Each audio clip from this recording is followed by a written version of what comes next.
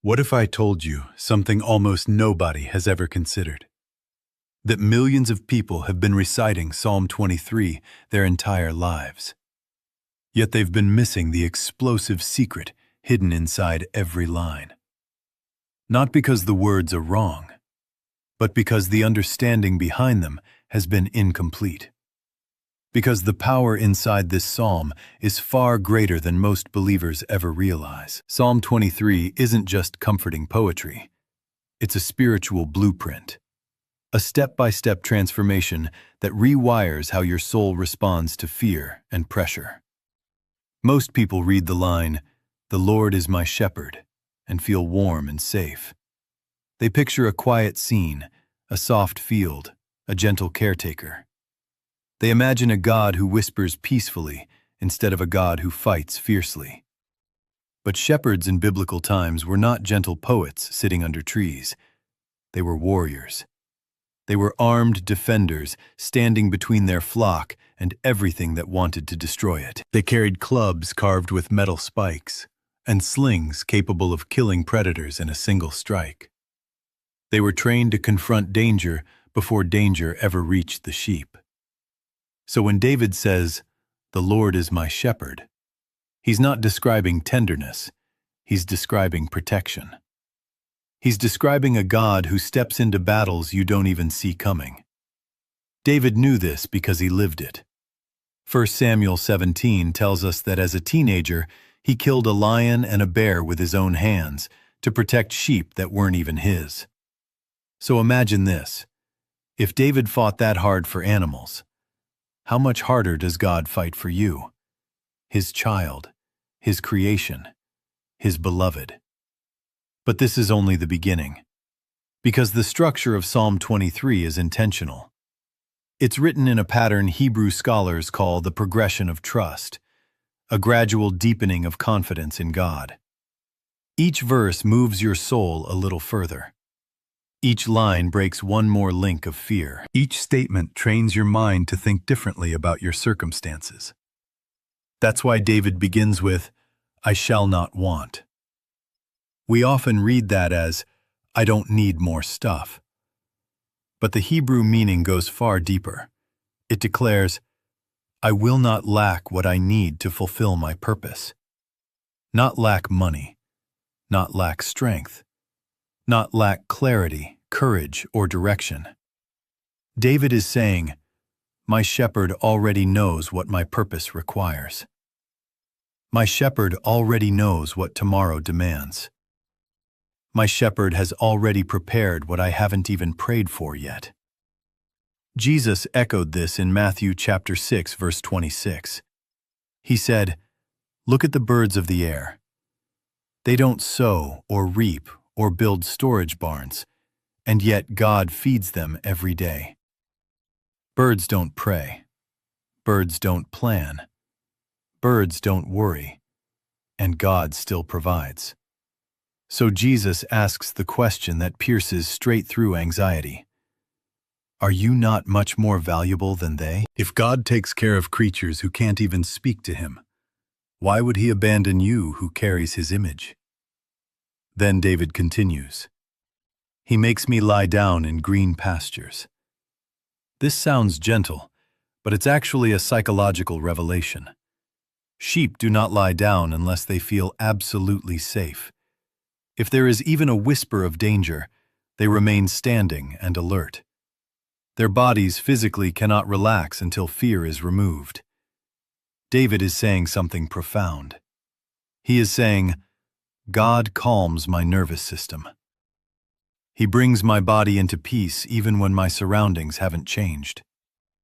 Sheep also refuse to rest when hungry, thirsty, fearful, or in conflict with other sheep. Yet David says God meets all four needs before they become overwhelming. He feeds you before hunger grows, provides before thirst intensifies, protects before fear invades, and brings peace before conflict erupts.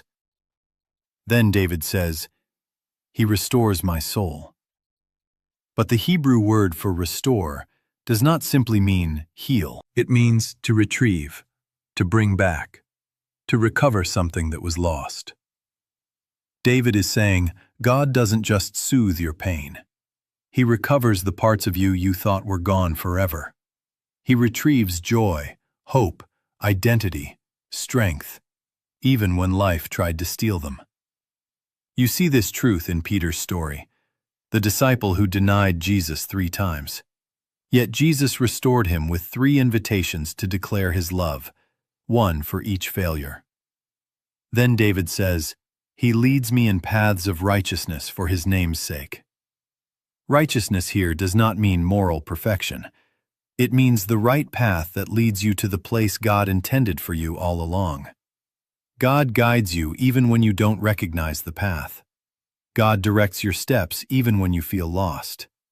God is committed to your destination even when you question the journey.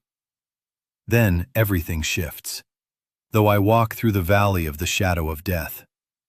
Notice David does not say if, he says though. Hard seasons are not optional. Dark valleys are not rare. Uncertain moments are guaranteed for every human soul. The Hebrew phrase, shadow of death, literally means a valley of deep darkness. A place where visibility disappears. A season where you cannot see what comes next. We face valleys like this all the time. Job interviews, medical scans, relationship fractures, financial pressure. Moments where your heart whispers, I can't see what's ahead. But then David makes the most important shift in the entire psalm. He stops talking about God, and he starts talking to God. I will fear no evil, for you are with me. This is the turning point. Because in the valley, God becomes personal. Not an idea or a distant protector concept standing beside you in the darkness. Your rod and your staff, they comfort me. The rod was a weapon used to strike predators with deadly force. The staff was a guiding tool used to pull sheep back from danger. So God does 2 things simultaneously. He fights enemies you can't see. And he redirects you when you start drifting into danger. This is the same God who split the Red Sea. The same God who told Moses, "The Lord will fight for you. You need only to be still." The same God who opens paths through impossible situations. Then David says something surprising. You prepare a table before me in the presence of my enemies. God does not eliminate enemies. He embarrasses them. He blesses you in full view of those who doubted you. He strengthens you while those who opposed you watch helplessly. He turns your life into a testimony they cannot deny. Daniel experienced this in the lion's den. His enemies planned his destruction. God turned it into a global proclamation of his power. You anoint my head with oil. To shepherds, oil was medicine. It healed wounds, soothed infections, and protected sheep from insects that could burrow into their skin. David is saying God doesn't just bless you, he heals what hurt you. He protects you from what tries to attach itself to you. My cup overflows. Overflowing meant abundance beyond personal need. It meant you were blessed so deeply that others were blessed just by being near you. Surely goodness and mercy shall follow me. But the Hebrew word for follow doesn't mean trail behind slowly. It means to pursue, to chase, to run after with intention. Goodness is not passive. Mercy is not distant. They are actively chasing you down every day of your life, even when you wander, even when you fail, even when you question everything you know. And I will dwell in the house of the Lord forever. David isn't talking about heaven. He means he carries God's presence everywhere he goes. He lives with God, walks with God, moves with God. Then David reveals the secret. Psalm 23 is not a soft prayer. It is a declaration. David doesn't ask God to be his shepherd. He declares that God already is. He speaks the truth before he sees the result. Psalm 23 has been recited at funerals, weddings, hospital rooms, and battlefields for generations. Not because it is poetic, but because it is supernatural. It trains your soul. It strengthens your inner world. It teaches you how to live undefeated, regardless of what life throws your way. And every time you speak it, you realign your spirit. You remind your fear who your shepherd is. Make sure you like the video and subscribe to Beyond Genesis. Share this with someone who needs solid, biblical insight in their daily walk. God bless you.